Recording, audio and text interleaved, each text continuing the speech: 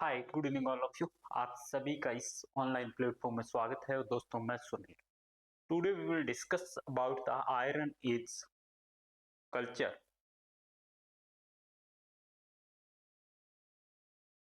Iron age जो culture है वो दोस्तों क्या है, जिसको हम लोहे संस्कृति के नाम से जानते हैं, लोहे कल्चर के नाम से जानते हैं।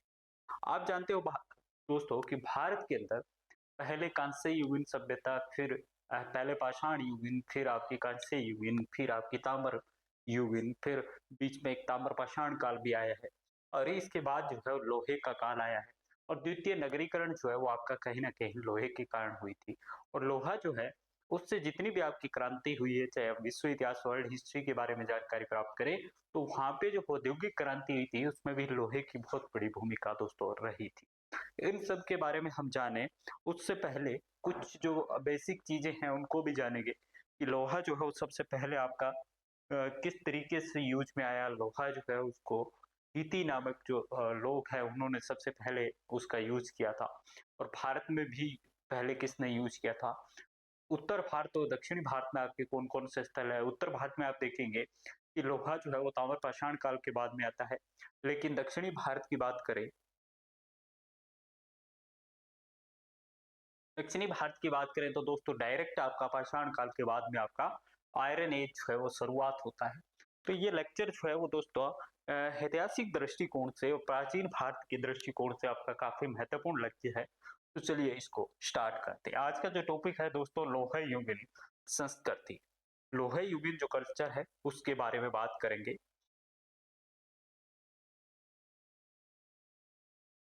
दोस्तों ये टॉपिक हमारा स्टार्ट होता है भारत के अंदर लोहे युगीन जो आपकी संस्कृति है वो एक्चुअल में है क्या। दोस्तों आप देखिए कि अगर बात करें तो भारत के अंदर, मुख्यतः बात करें उत्तरी भारत के अंदर, तो उत्तरी भारत के अंदर आपका ताम्र पाषाण काल जो है,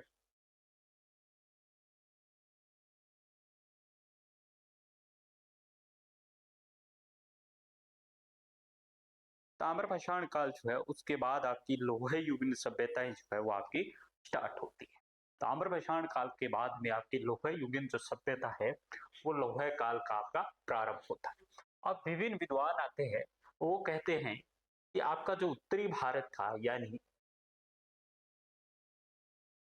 ये वाला भारत और ये वाले भारत जो है, इसके अंदर आपकी अलग अलग कालक्रम में लोहे जो है या आयरन एज की शुरुआत हुई।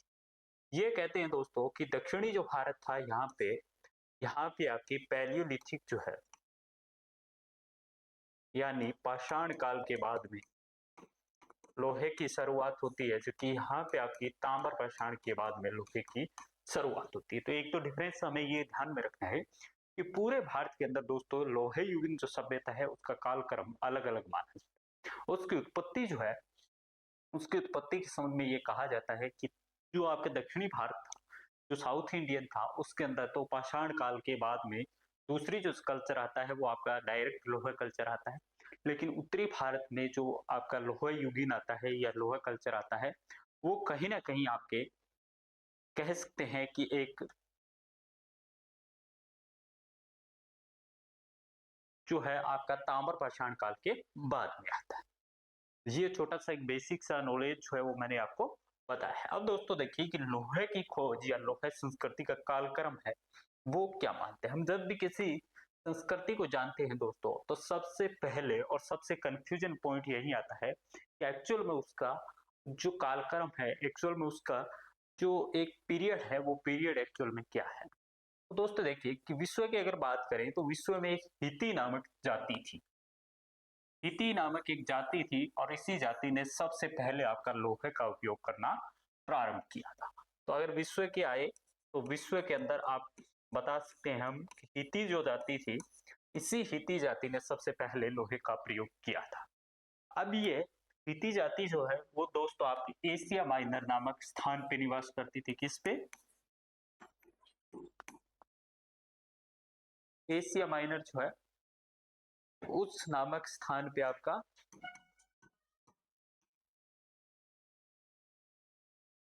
निवास करती थी।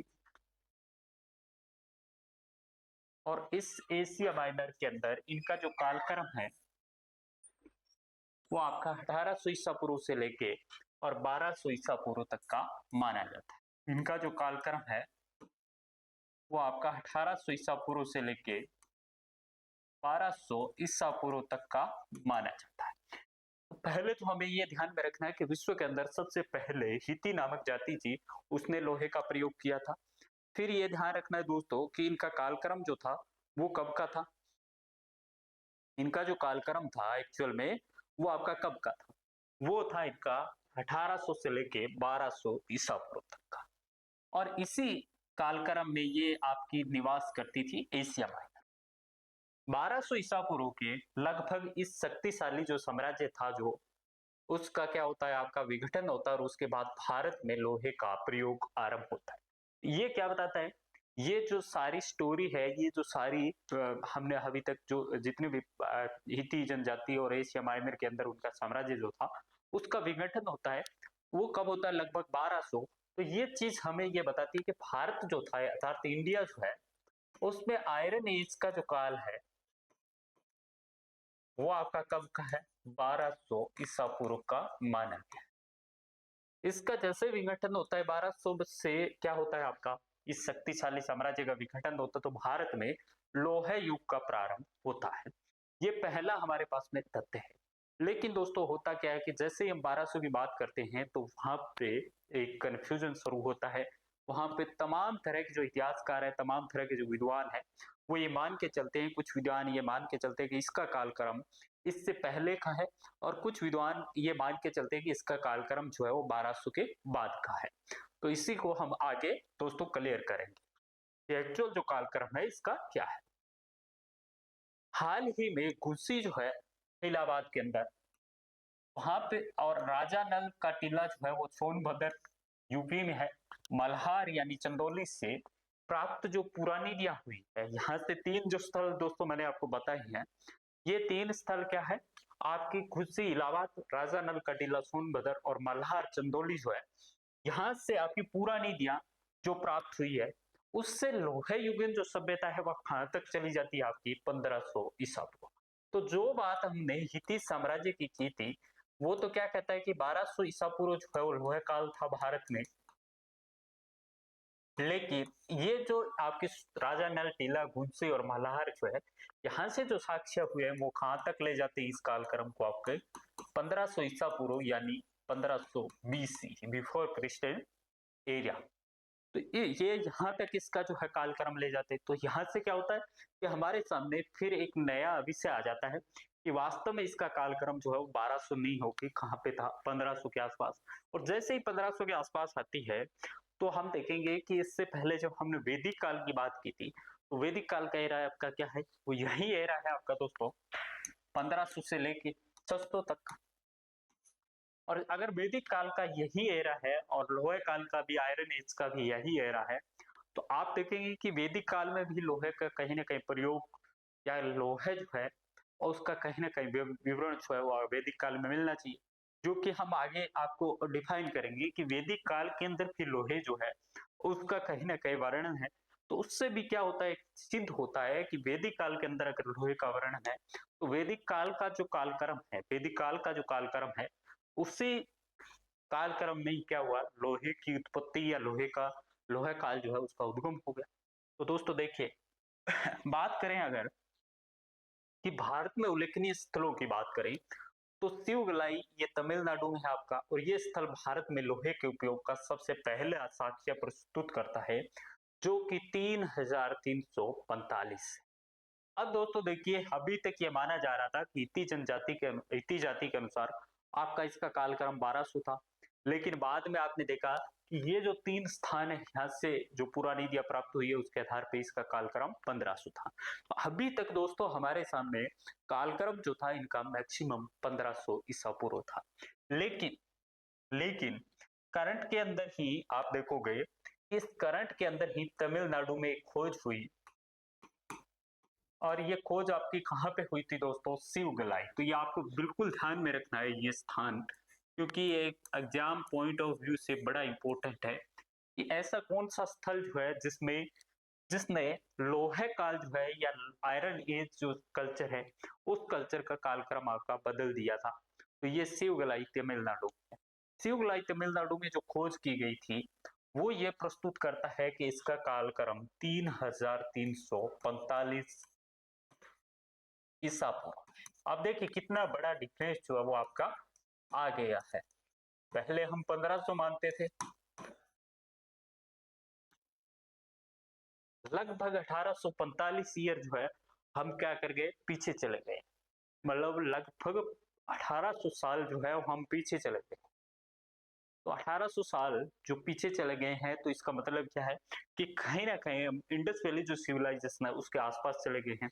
क्योंकि इंडस वैली सिविलाइजेशन का कालक्रम है वो दोस्तों 3200 से लेके आपका 1300 तक का कालक्रम माना गया था, जो कि इसका 3300 है।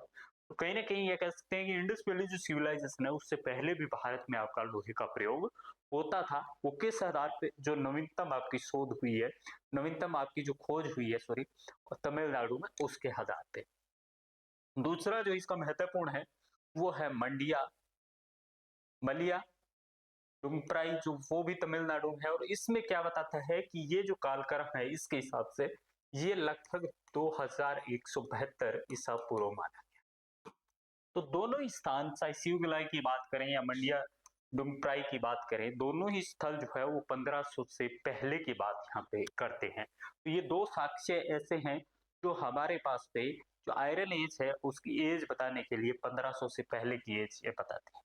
तीसरा ब्रह्मगिरी जो आपके कर्नाटका में दोस्तों, यहाँ से लोहे युग कलाकृतियां पाई जाती है, जो क्या बताती है कि 2140 ईयर ईसा पूर्व जो है इसकी खोज की गई। तो आपकी तीनों की तीनों जो है, ये तीनों की तीनों जो साक्ष्य है वो क्या बताती है कि आयरन एज जो है वो 1500 ईसा पूर्व से पहले की, ये तीनों साक्ष्य क्या बताते हैं कि 1500 से पहले की है। तो अब बड़ा क्वेश्चन यही आता है कि वास्तव में जो लोहा कालीन था, जो लोहा कल्चर था, जिसको हम इतिहास में पढ़ते थे कि 1500 से के आसपास की है, तो ये संस्कृति कहीं उससे पहले की, ये जो संस्कृति है ये कहीं उससे पहले की। तीसरा साक्ष्य भी, चौथा भी आता है दोस्तों इसमें, गाची बोवली जो तेलंगाना में है, वहां से भी इसके 2200 तक के जो है लोहा युग के साक्ष्य हमें प्राप्त हुए। कुल मिला के देखें तो हम 3345 से लेके हम कहां तक चले गए हैं दोस्तों, 2200 तक चले गए। ये ईसा पूर्व है। इसके बीच के अगर पीरियड को माने दोस्तों हम, तो कहीं ना कहीं 2500 2600 2700 के आसपास जो है लोहा युग की शुरुआत हुई थी, जो कि 1500 वाली बात है उससे पहले की है। अब देखिए दोस्तों, यहाँ पर व्हीलर जो है उनकी मान्यता है, उनका कोई तर्क संगत आधार नहीं है कि भारत में सर्वप्रथम, व्हीलर क्या कहते हैं, भारत में सबसे पहले लोहे का जो प्रचलन है वो ईरान के हकमानी शासकों द्वारा किया गया है। ये सिद्धांत या ये बात किसने कही थी, व्हीलर ने कही थी कि भारत के अंदर सबसे पहले लोहे का जो प्रचलन है वो ईरान का शासक, हकमानी जो शासक थे उन्होंने किया। लेकिन इसका कोई प्रमाणिक तथ्य हमारे पास में नहीं है, इसलिए इसको सही नहीं माना गया है। यहाँ पे दोस्तों अभी मैंने आपको बताया था ऊपर कि तमिलनाडु के तूतीकोरन जिले में शिवगलाई जो हमने बात की थी उससे प्राप्त एक शव कलश प्राप्त होता है यहाँ से, और जिसके नमूनों से तिथि निर्धारण पे पता चलता है कि इसका जो कालक्रम है वो 3345 ईसा पूर्व माना गया है, जिसकी बात हम पहले भी कर चुके हैं। यहाँ पे दोबारा रिपीट कर रहे हैं कि क्योंकि ये आपका महत्वपूर्ण है और हाल ही में ये आपकी खोज हुई है, जो कि पहले के अनुमान से कम 1000 वर्ष जो है वो पहले का बताया जाता है। तो अब दोस्तों आपके यहाँ तक जो है वो मेरे हिसाब से कोई कंफ्यूजन नहीं है कि भारत जो है उसमें लोहे जो एरा था, लोहे जो एज था, उसकी उत्तरी भारत और दक्षिणी भारत में अलग अलग टाइम पीरियड पे आपकी क्या हुई थी, शुरुआत हुई थी। ये लोहे जो था वो हिती के लोगों ने सबसे पहले लोहे का प्रयोग करना हमें बताया गया था, जो आपकी एशिया माइनर के आसपास फैला, जो आपका उनका क्षेत्र था। और देन उसके बाद हमने 1500 के आसपास जो है वो बात की थी। लेकिन अभी हाल ही फिलहाल जो खोज हुई है तमिलनाडु में उसके आधार पे इसका जो कालक्रम है वो 3300 के आसपास चला जाता है। अब दोस्तों देखिए कि भारत में हमने बात की थी कि विश्व की जो थी वो तो कौन थी, हिती जनजाति। जब विश्व की बात करते हैं हाँ तो कौन सी जनजाति आती है, हिती जाति। और जब आप भारत की बात करेंगे तो अंगरिया जो मध्य प्रदेश की थी। भारत की अगर दोस्तों बात करेंगे तो अंगरिया अंगरिया क्या थी, शेड्यूल ट्राइबल थी यानी एसटी थी। ये जनजाति थी वो आपकी जाति थी। ये जाति जो थी, जनजाति जो थी, ये आदिम काल से ही देसी तकनीक द्वारा लोहा तैयार करती थी। संभवतः गंगा घाटी के तांबर धातुकर्मी ही लोहे के आविष्कार करता थे। अब कुछ लोग ये भी कहते हैं कि जो तांबर धातुकर्मी जो थे गंगा घाटी में जो तांबे का निर्माण करते थे, तांबे की धातु बनाते थे, वही क्या होगा कि लोहे के आविष्कार करता थे। क्योंकि कच्चे लोहे की दो बड़ी नीतियां जो है वो आपकी मांडी हिमाचल और नारनौल पंजाब से प्राप्त होती है। इसके आधार पे ये कहा गया था कि वो जो आपका तांबे के जो आविष्कार करता था वही क्या हो गए, लोहे के आविष्कार करता होंगे। ये बात इसमें कही गई है दोस्तों। अब हम बात करते हैं इसमें कि भारत के अंदर जो लोहे युगीन संस्कृति है उसके अधिकांश स्थल आपके मध्य भारत में पाए गए हैं या ऊपरी जो गंगा घाटी मैदान है वहां पे पाए गए। अब दोस्तों बात की आती है कि जो तांबा था, तांबर युगीन जो सभ्यता है वो लोहे युगीन सभ्यताओं से पहले कैसे बनी, या लोहे का जो प्रयोग है वो बाद में क्यों किया गया, जबकि तांबे का प्रयोग जो है वो बाद में किया गया। इसके पीछे एक बड़ा रीजन आपको ये दिखाई देगा कि लोहे जो है वो आपके क्या है, कठोर वस्तु है दोस्तों। और उस कठोर वस्तु को गलाना इतना आपके लिए इजी नहीं है जितना कि आपका तांबे का प्रयोग करना इजी है। और यही सबसे बड़ा रीजन रहा कि उस टाइम पे इतनी टेक्निक नहीं थी, उस टाइम पे इतनी भट्टियां नहीं थी जैसे लोहे को गला के उससे कोई आपका औजार या कोई इस तरीके की चीजें बनाई जा सके। इसलिए लोगों ने जो सरलता से जिस चीज को गलाया जा सके या जिसको मॉडिफिकेशन किया जा सके वो वस्तु थी तांबा। तो पहले लोगों ने तांबे का प्रयोग किया और देन धीरे धीरे तकनीक आई, उनके पास विधियां आई तो उन्होंने क्या किया, लोहे का प्रयोग किया। तो यही सबसे बड़ा रीजन था कि लोहे का प्रयोग बाद में हुआ था। अब थोड़ा सा देख लेते हैं इसके बारे में दोस्तों। अगर तांबे की बात करें तो तांबा जो है वो आपका लगभग 1083 डिग्री सेंटीग्रेड जो है उस पे गलता है। अगर तांबे को हमें गलाना हो तो 1083 सेंटीग्रेड जो है इस पे आपका तांबा गलता है। जबकि लोहे को अगर गलाना हो तो यही 1534 जो सेंटीग्रेड है इस पे गलता है। तांबे व ब्रोंज की अपेक्षा लोहा अधिक मजबूत होता है और लोहे को गलाना आपका कठिन होता है। और लोहा जो है वो इतिहास की प्रगति में लोहा जो है उसका बहुत महत्व है। जितनी भी क्रांति जितनी भी आपकी हुई है उसमें सब में क्या है, लोहे का प्रयोग आपका किया गया है। तो यहाँ तक में भी कोई कंफ्यूजन आपको नहीं है।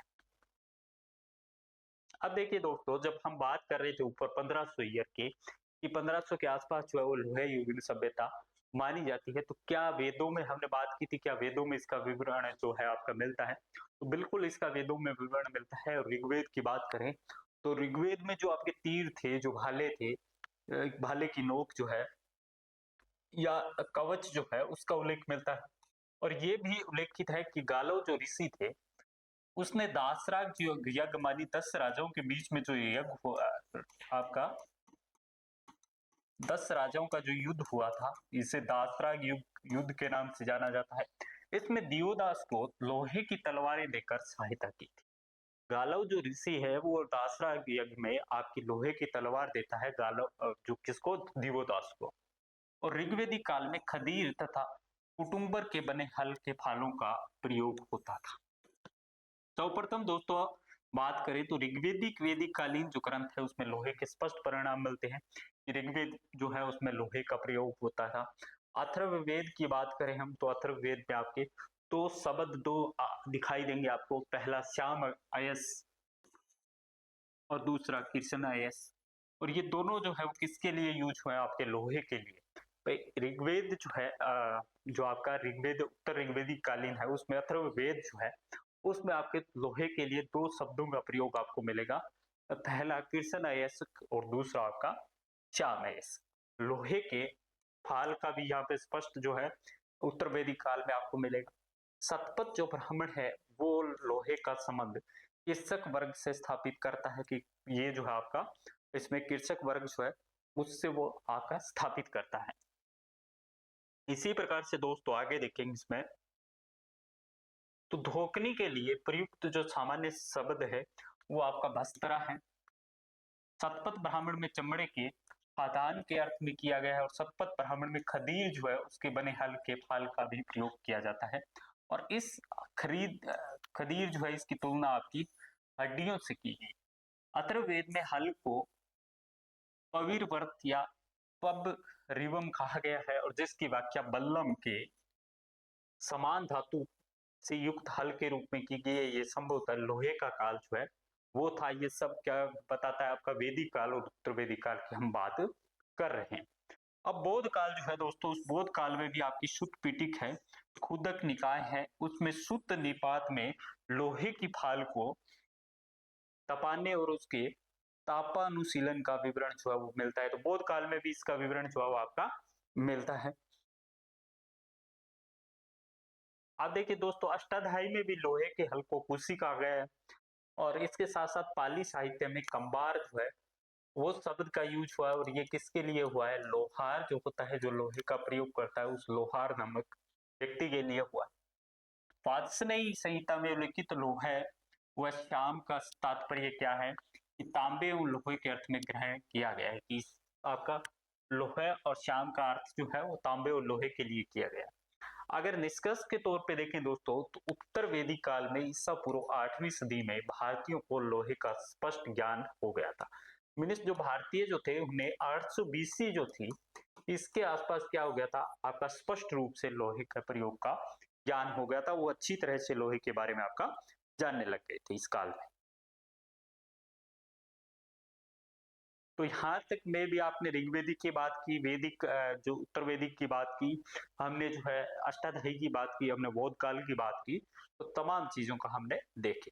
अब ये आता है दोस्तों, कई बार ये भी क्वेश्चन आपसे पूछा जाता है कि ये जो लोहे युगीन संस्कृति थी, ये जो आयरन एज जो कल्चर था आपका, इस कल्चर में मर्द भांडों के आधार पे इसको दर्शाया गया इसके कालक्रम को। तो वो कौन से मर्द भांड थे? तो वो आपके दोस्तों एक जो मर्द भांड थे जिसे चित्रित धूसर मर्द भांड,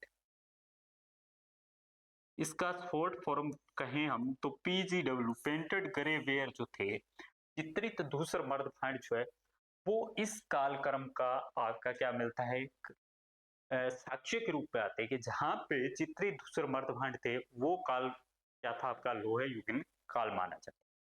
हालांकि जखेड़ी की बात करें या कौशाम्बी, वह नौहर राजस्थान से, जो नौहर भरतपुर राजस्थान से, यहाँ पे काले लाल जो मर्दभांडों के साथ साथ लोहा प्राप्त हुआ है। यहाँ पे काले और लाल जो मर्दभांड है उनके साथ भी हुए, जिसकी तिथि कहीं ना कहीं आपकी 1400 ईसा पूर्व के आसपास मानी जाती है। तो इससे क्या हो गया कि ये 1400 के आसपास का जो है लोहे युग माना जाता है। इसी प्रकार से गंगा यमुना दोआब में लोहे का संबंध निश्चित रूप से चित्रित मर्दभांड जो है उसके साथ किया गया है। इसी प्रकार से घग्गर आखरा जो हनुमानगढ़ गंगानगर क्षेत्र में है, बीकानेर क्षेत्र में भी चित्रित धूसर मर्दभांड से लोहे की प्राप्ति नहीं हुई है। तो ये दर्शाता है कि जरूरी नहीं है कि आपकी इसी कालक्रम में आपकी प्राप्ति हो। दोस्तों अब बात आती है कि जो भारतीय उपमहाद्वीप है उसमें अगर बात करें तो लोहे युगीन संस्कृति जो है उसके कौन कौन से क्षेत्र जो है, कौन कौन से एरिया जो है वो आपके पाए जाते हैं। दोस्तों अगर बात करें लोहे युगीन संस्कृति की, तो भारत के अंदर उपमहाद्वीप में आपके 6 मुख्य रूप से क्षेत्र पाए गए। पहला उत्तर पश्चिम बलूचिस्तान जो है ये माना गया है। दूसरा आपका गंगा और सिंधु का जो विभाजन क्षेत्र है, ऊपरी गंगा घाटी क्षेत्र है, राजस्थान इसमें आता है। पूर्वी भारत इसमें आते हैं, पूर्वी भारत में भी आपके इसके साक्ष्य जो है पाए जाते हैं। मालवा और मध्य भारत आता है और विदर्भ व दक्कन भारत भी आता है। इन क्षेत्रों में औद्योगिक उपयोग के पहले की परिस्थिति में लोहे के लाने का जो है परिणाम मिलता है। यह औद्योगिक उपयोग जब लोहे का होने लगा उससे पहले जो है लोहा गलाने के साक्ष्य जो है वो इन 6 क्षेत्रों में आपके भारत के अंदर मिलते हैं। उत्तर भारत में तांबर युगन तथा प्रारंभिक लोह युगन की पृथक पहचान की जा सकती है। हालांकि दक्षिण भारत में लोह युग जो है वो कहाँ पे आ जाता है, जस्ट आपके पाषाण काल जैसे ही खत्म होता है तो लोह युग की शुरुआत हो जाती है। अब दोस्तों देखते हैं लोह युग जो है इसका एक अवलोकन करते हैं कि लोह युग को कितने भागों में आपका बांटा गया है। दोस्तों इतिहास में एक परिवर्तनकारी कालखंड है जब औजारों और हथियारों के निर्माण के लिए प्राथमिक सामग्री के रूप में आपके पत्थर और कांसे का स्थान किसने ले लिया, लोहे ने ले लिया।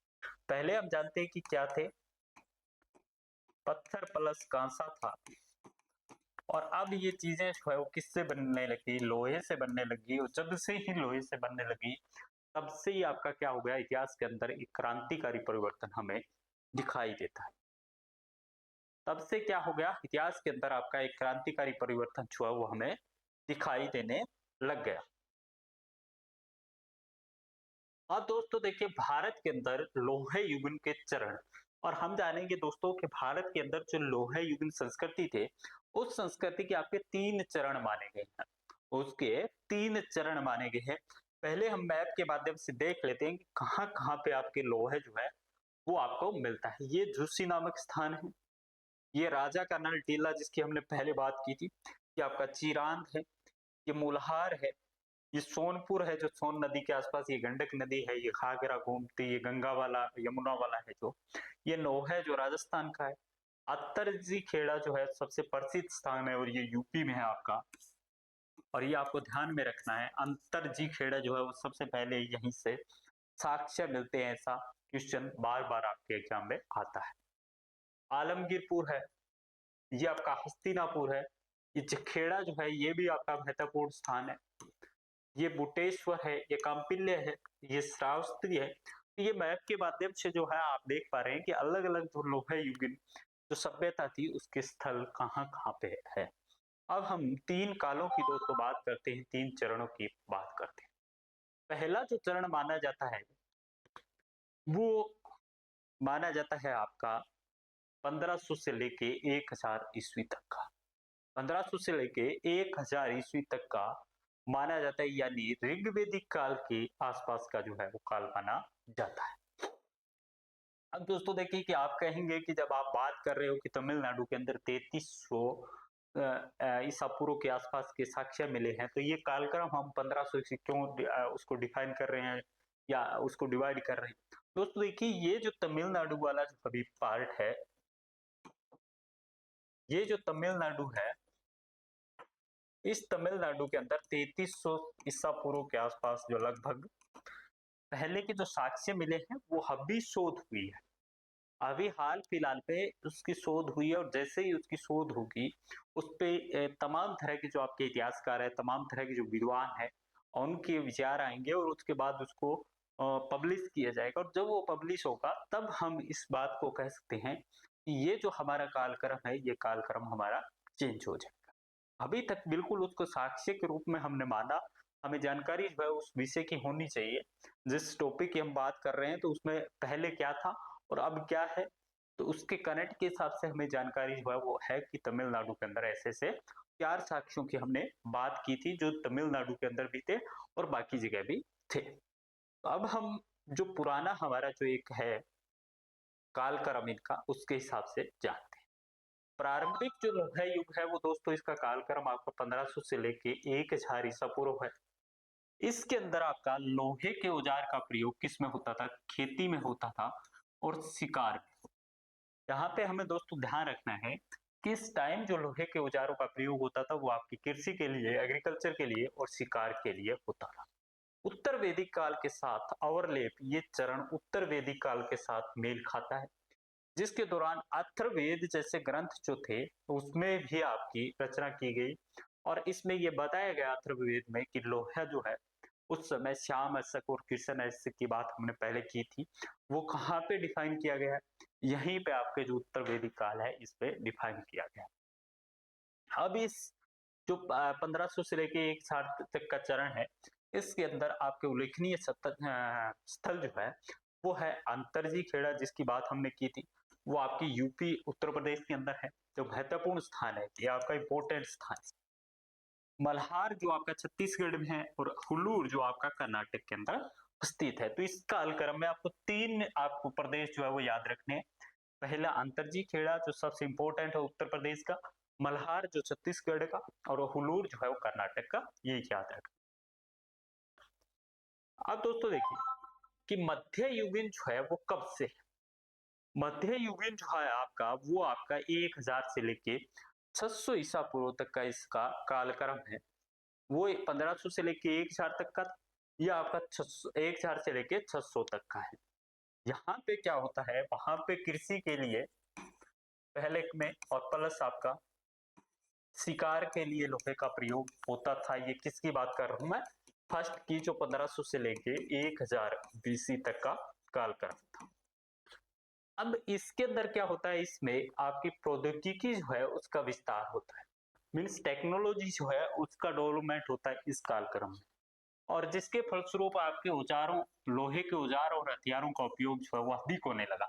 इस कालक्रम की तुलना में क्या होने लगा, यहाँ पे ज्यादा होने लगा। और जो शहरीकरण है, शहरी केंद्रों का विकास हुआ और किलेबंद बस्तियां जो है वो यहाँ पे आई थी।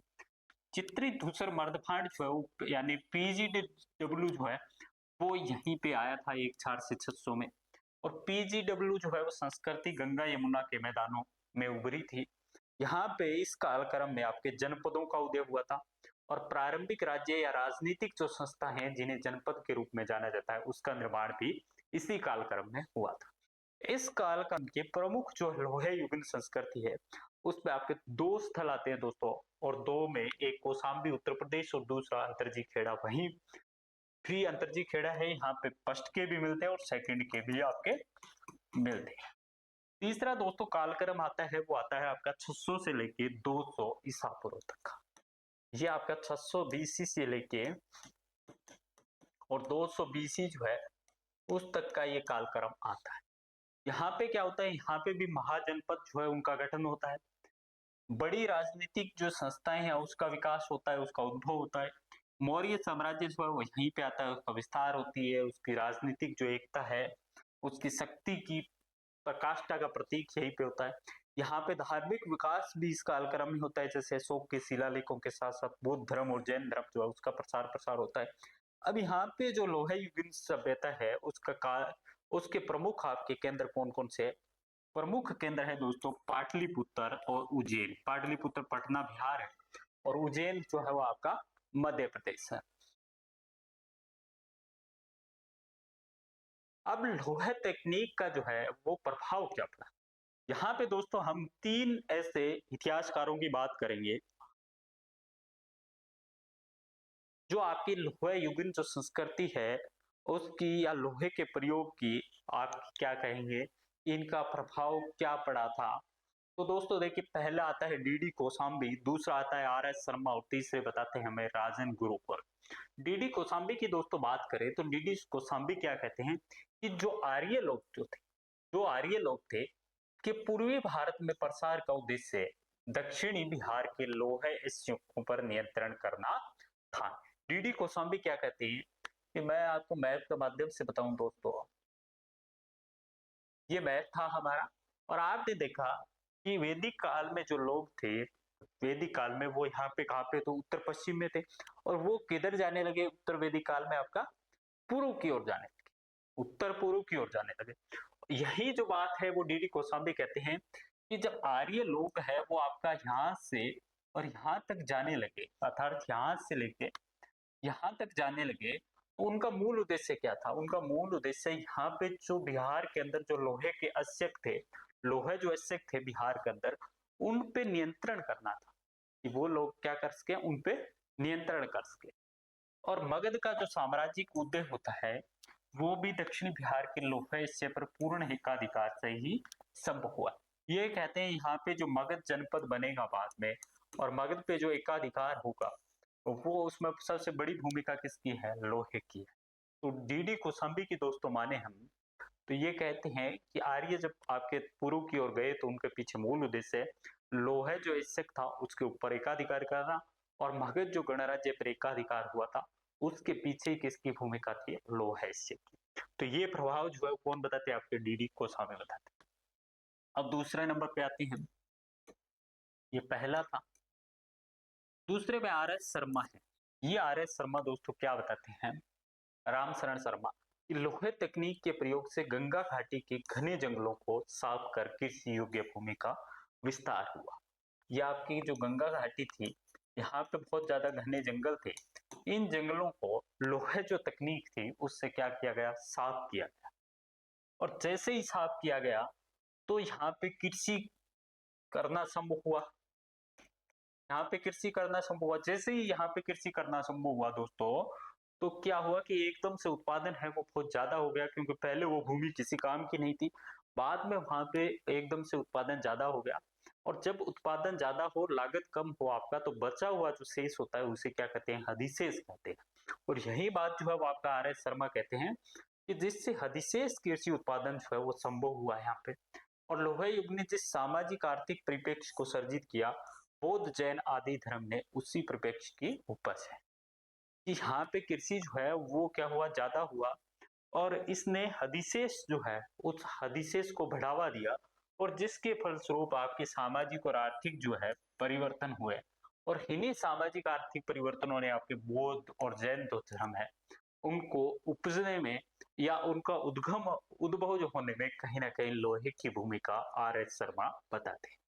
अब तीसरा दोस्तों आता है राजन गुरुकुल। और राजन गुरुकुल क्या कहते हैं, राजन गुरुकुल के अनुसार लोहे के उपयोग के ज्ञान के बाद ही तमिलकम प्रदेश यानी दक्षिणी भारत के क्षेत्र में युद्ध व लूटपाट की राजनीतिक सामाजिक पृष्ठभूमि के कारण कृषि का विकास बाधित रहा, तथा वहां कोई भी विशेष सामाजिक आर्थिक रूपांतरण नहीं हुआ। अब ये दोनों से अलग बातें करते हैं। राजन गुरुकुल जो है वो ये कहते हैं कि जैसे ही लोहे का विकास हुआ, तो पाषाण काल के बाद फिर लोहा युग जो है उसकी शुरुआत होती है आपकी दक्षिणी भारत में, यानी तमिलकम प्रदेश में। और जैसे ही लोहे की शुरुआत होती है तो वहां पे जो शासक वर्ग है वो एक दूसरे के साथ क्या करते हैं, युद्ध करते हैं। और युद्ध करते हुए उनकी जो कोई सामाजिक या कोई राजनीतिक जो है या कोई आर्थिक जो रूपांतरण है वो नहीं हो पाया। वो केवल और केवल जो है लोहे के बेस पे युद्ध करते हैं। तो ये लोहे के प्रयोग को जो है गुरुकुल के अनुसार कहीं ना कहीं सामाजिक और आर्थिक जो है स्थिति उसको डिक्रीज करने का काम किसने किया, लोहे ने किया। जबकि आपके डीडी कोसाम्बी और आर एस शर्मा कहते हैं कि लोहे के कारण क्या हुआ, कि आपकी आर्थिक प्रगति हुई, आपकी सामाजिक प्रगति हुई। तो ये जो है लोहे के तकनीक के प्रभाव जो है वो तीन विद्वानों के आधार पर हमने समझने का प्रयास किया, जिसमें से दो विद्वान पॉजिटिव वे में इसको ले रहे हैं, और एक विद्वान जो है वो राजन गुरुकुल वो इसको नेगेटिव के रूप में ले रहे हैं। दोस्तों आई होप कि ये जो आपका टॉपिक था लोहे युगीन सभ्यता, जब मैंने इसको पढ़ा और मैंने इसको देखा तो बड़ा कंफ्यूज सा एक पॉइंट था। इसको सरल बना के आपके सामने पेश करने का प्रयास किया है, जिसमें हमने सबसे पहले लोहे जो है उस धातु की बात की, विश्व में कहाँ पाया जाता है, भारत में कहाँ पाया जाता है उस पर बात की। उसके बाद उसके कालक्रम पे हमने बात की थी, और भारत में सबसे पहले जो है वो किसने प्रयोग किया और किस जनजाति ने प्रयोग किया, विश्व के अंदर जो है वो सबसे पहले किस जाति ने प्रयोग किया। इसके बाद हमने देखा कि ऋग वैदिक काल के साथ इसके क्या संबंध है, उत्तर वैदिक काल और बौद्ध के साथ, और पाणिनि की अष्टाध्यायी के साथ इसके क्या संबंध है। देन हमने इसमें डिस्कशन किया कि ये जो आपका लोहे युग है इसको 1500 से लेके 200 तक तीन पार्टों में, जिसमें पहला 1500 से लेके 1000, दूसरा 1000 से लेके 600, और तीसरा 600 से लेके 200 तक की, और उसमें कौन कौन से आपके महत्वपूर्ण परिवर्तन आए और कौन कौन से महत्वपूर्ण लोहे युगीन संस्कृति के आपके स्थल थे, इसकी बात की। देन हमने इन तीन जो आपके इतिहासकार है या विद्वान है उसकी बात की, DD Kosambi, R S Sharma और राजन गुरुकुल, जिन्होंने बताया कि लोहे का जो प्रभाव है वो किस प्रकार से पड़ा। हमने बात की थी कि जो ये लोहे युगीन सभ्यता है दोस्तों ये आपके पीजीडब्ल्यू के साथ रिलेट करती है, लेकिन कई जगह जो है वो आपके एनपीजीडब्ल्यू जो है उस टाइप के भी मर्द भांड पाए जाते हैं। तो ये तमाम तरह की जो चीजें हैं, और तांबे के बाद इतने बाद लोहे का प्रयोग क्यों हुआ, जिसमें मेन रीजन ये था, आपने बताया था कि लोहा कठोर धातु था जिसको गलाना आपका इतना सरल नहीं था। तो ये कुछ बेसिक और बड़ी अंडरस्टैंडिंग के साथ जो है इस चैप्टर को हमने तैयार किया है। तो आई होप कोई भी क्वेश्चन जो है वो इससे बाहर आपका किसी भी एग्जाम में नहीं जाएगा। और इसमें फिर भी आपके कोई कंफ्यूजन है तो आप वीडियो के कमेंट में जरूर बताएं कि इससे संबंधित कोई भी आपको लोहे युगीन जो सभ्यता है उससे संबंधित कोई भी कंफ्यूजन हो। तो thank you all of you.